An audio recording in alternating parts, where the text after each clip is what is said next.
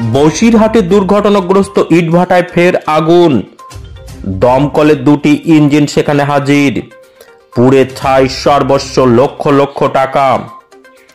সম্প্রতি ইটভাটা চিমনি ভেঙে মৃত 4 জন। চাঞ্চল্য ছড়িয়েছে গোটা রাজ্যে। আবার ফের সেই ইটভাটায় ভয়াবহ অগ্নিকাণ্ড। অন্তর্ঘাত উড়িয়ে দিচ্ছে না প্রশাসন। উত্তর 24 পরগনা জেলার বসিরহাট মহকুমার বসিরহাট 1 নম্বর ব্লকের শাকচূড়া বাগন্ডি গ্রাম পঞ্চায়েতের ধলতিতা বসিরহাটের দুর্ঘটনাগ্রস্ত ইটভাটায় এবার আবার আগুন। 10 দিনের মাথায় ফের অগ্নিকাণ্ড ভাটায়। ঘটনাস্থলে দমকলের ইঞ্জিন এসে আগুন নেভানোর চেষ্টা করে, তার মধ্যে পুড়ে যায় সর্বস্ব।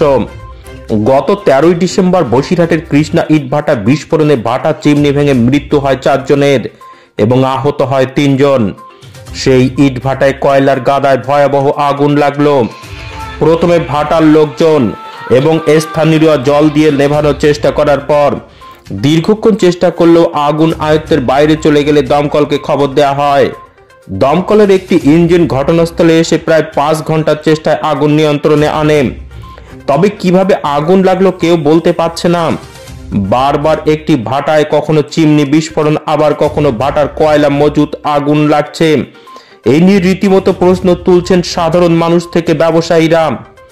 এই ঘটনায় আতঙ্কিত পার্শ্ববর্তী এলাকার মানুষ।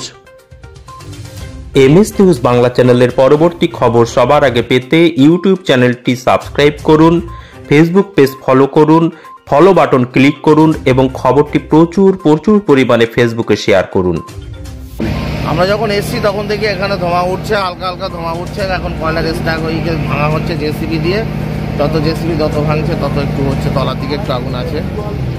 আগুন আছে মানে আগুন শেষের দিকে। এখন ট্যাঙ্ক ধোঁয়া, যেমন কাঠে আগুন লাগলে যেমন জল দিলে যে কেসটা হয়, হ্যাঁ সেরকম চলছে। আচ্ছা।